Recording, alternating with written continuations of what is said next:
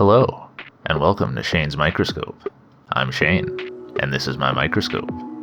Let's take a peek. You might recall that moss sample from last time actually brought a little bit of soil with it.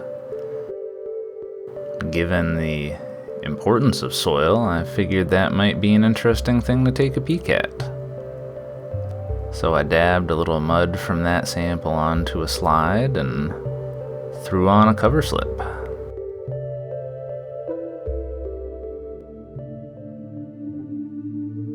Under the microscope now we can see our soil, which has a confused Latin heritage of solium for seat and solum for ground.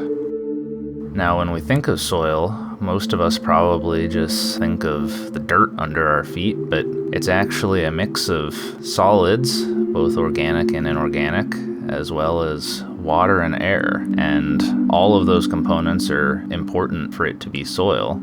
So of the solids, a large fraction of that is going to be inorganic solids, what we normally think of as dirt. Those are described by different words depending on how large the particles are, and all of those words are Germanic in origin. Since English is a Germanic language, they've all pretty much kept their original meanings.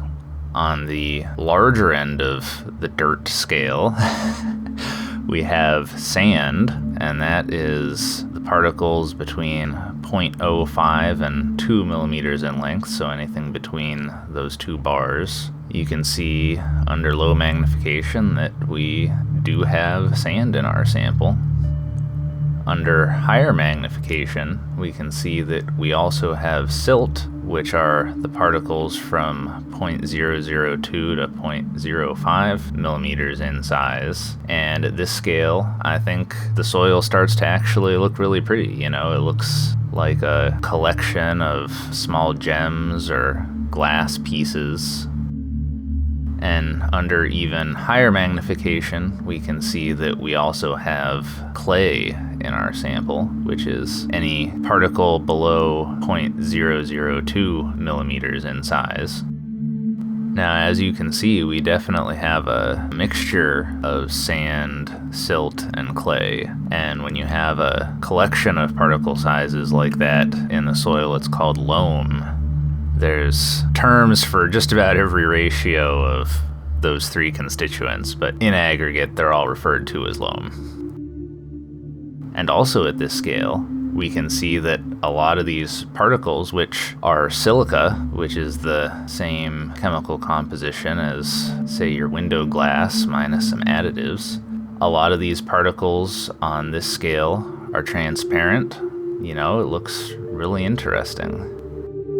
And just for fun, I decided we would also look at this under a little bit of oblique illumination. So that's all the particles illuminated from the side. I think it looks really neat. I also played with some oblique illumination at a higher magnification, and you can really see the shadows cast by a lot of these particles. It really draws them into stark relief.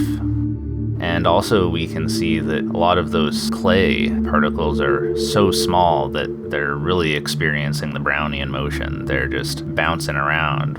When you're an object that's that small, every water molecule that hits you can really jostle you around. Well, I think that pretty much covers the basics of soil and soil composition. Thanks for having a look with me.